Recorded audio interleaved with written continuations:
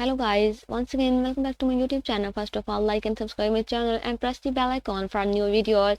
So today topic is how to make the $1 million from e-commerce marketing. So we talk about case study 5 secret to $1 million a month from email marketing. I really wanted to sit down for an extended period of time and create a solid write-up of how I regularly generate over the $1 million and the month for one of our clients across to our their site. And here it is. I promise this pod deliver on some key points of how you can start your journey to your first $1 million and the month utilizing the power of the customer data you truly own. Let's break down 5 secrets of my email marketing and the content strategy that made one of your clients an extra 30% and the 33% revenue in 30 days. First of all, number one, substitute coupon for already existing discount. I almost never send out coupon in my email comparison, maybe 2 or 3 times per year maximum depending on the reach. However, subscriber need a reason to click through the deeper depth in the email you are sending them. And now this is a fine line to dance on. If you are sending the same subscriber the same discount every week, you will be devalue your brand and list, and when you really have a sale, even it won't convert as well. And if you are confused, do it because it sounds confusing until you see it. A common tactic and a lot of the e-commerce brand do is create artificial discount, meaning that the item really cost them than the $5, but they will list is the $10 slash from the $20. It were great. Now to take the advantage of this, I got and the crafty with the button copy of the product block and the CTA button in the comparison below is example, and hopefully it's better to illustrate what I'm trying to say. I don't know the CTAs for the specific item, but I do know it was listed at $20 or the sale from the $40.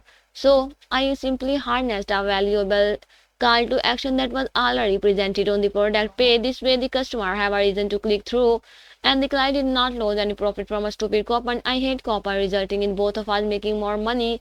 That's the main reason for an email list, to generate revenue with higher profit margin. And if you're sending coupon in every email, you might as well throw your list of the dump that 20% and of you're throwing away into the paid advertising. And number two, invest in the regular high quality engaging content to send your lead. I can't stress the value and importance of this enough. Put yourself in your subscriber's shoes and be realistic. You don't buy something from every email that's sent to you, and so why would you subscriber? Also, would not you be annoyed if you are signing up for an email list about something you are passionate about only to be constantly bombarded with sale product and coupon? Exactly. Send subscriber think that they want to open and really don't include shopping sale of their own throughout. This could be blog post, social media post, and the relevant event, anything that constitute free and the ungated content that is relevant to your subscriber interest. Showing this increases open and click rate, decreases unsubscriber and spam complaint, resulting in email landing in the inbox. That's why when you do have a sale on your product, the email will land in the inbox and subscribers are more than likely to convert. And in regard to this case study and count, and I sent free and the ungated context toward 3x as much as the promotion donut, and the below a great example of the result. And the top two metric are the promotional email. Highlight the button email was a blog post email. As you can see, both email generated solid revenue and landed in the inbox, and I can detect that they hit the inbox due to the open and click rate. This is a great example of how free, relevant, engaging content not only help deliverability of the promotional email but also generate revenue itself. Over time, investing in quality content will pay off beyond measure.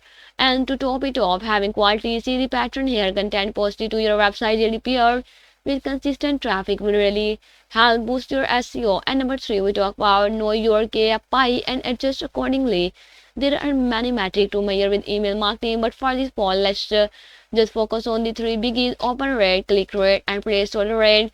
Below is a screenshot and the of industry benchmark from the Klaviyo website. I had said there are pretty good sources to trust. And no, keep in mind that these are industry benchmark and a general guideline. In my personal experience, when starting a new Klaviyo account, or acceptable minimum open rate is 50% and click rate only 2%.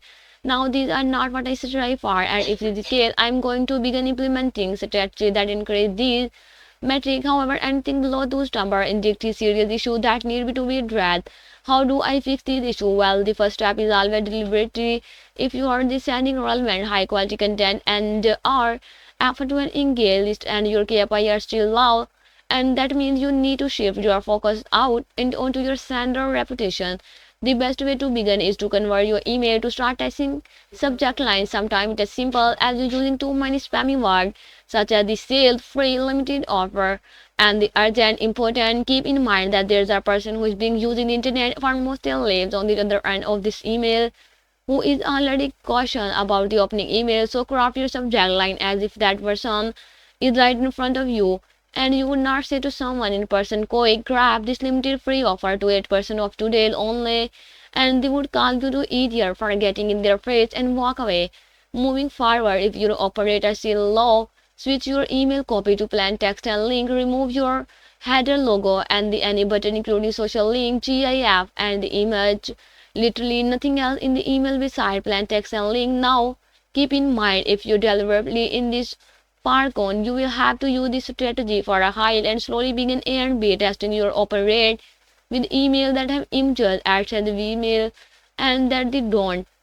And now, let's say you got your operator, but your click rate are still low. And this means you need to work on your copy. You are not going to click alka giving them a reason to click anything in the email. Again, there is a real life and the person on opening and reading the email talk to them as such. And finally, if your offer rate and click rate are this sky high, but you are not getting any order, it's either your offer on your website. That is a great way to audit your product page. Maybe there is a broken link or improper program that's scaring buyer away, and perhaps there is a glitch in your checkout process or an error in your mobile experience. And when it comes to this case study, I have been working with this account since the store beginning to the deliberately was not really an issue. I have been managing this store since their first sale, so we achieve proper metric from the guide. However, this is not the case for all the time. One of the best way to help boost your sender reputation and boost your metric is to number 4, segment and the segment. Sending your comparison to your entire list every time is a big no people constantly, and they get new email and the addresses provide old email, and so they don't reserve and they update our plan, don't check their inboxes. A lot of the way to get around this is to segment your campaign to be sent to active engaged subscriber. This way your open and click rate will be higher and your sender reputation will increase. See a pattern here. You can also segment campaign even further to send specific content to our offer to people who are more likely to convert, again resulting in higher open click and place order rate. And let's jump into a quick example. Let's use your top 3 selling product are a whiteboard, a portable phone charger, and a pencil sharpener. I totally did not just look at my desk and pick the first 3 things I saw. Now let's say you start selling a set of the whiteboard marker, phone charging cable, and the pencil. And instead of sending one comparison featuring those 3 products to your entire list, it would be more beneficial for open click and place order to send the following 3 separate campaign. Campaign 1, segment people who order whiteboard but did not order marker are not the super. Number 2, copy offer. We have new whiteboard marker that go great with your whiteboard. And number 2, comparison. Number 1, segment people who order portable charger but did not order phone charging cable are not the separate. And the copy offer, we have new phone charging cable that go great with your charging. Comparison number 3. And segment people who order pencil sharpener but did not order pencil are not the separate. Copy offer, we have new pencil that go great with your pencil sharpener. And get the idea. Yes, I know it sounds like a lot of work, and it is, but if you want the most of your leads, it's best practice to hyper segment. This was the consistently being a business owner is already a busy life as it is. That's the where I come in to handle your email so you don't have to. With this case study and implemented this strategy so well and the tragedy that I was able to send email comparison every day without setting a spam trigger. As a matter of fact, if something and this segmenting like this increase my client deliverability. And number 5, have a strong welcome series. The welcome series is one of the most important email flows any brand or business can implement. It gives you an opportunity to explain what your business stands for and who you are and what kind of content the subscriber can expect from you. The welcome series is also a great way to boost your deliberately sender reputation. If done correctly, you can get operate as high as the 51%, click rate as a higher 20%. How does this help your delivery?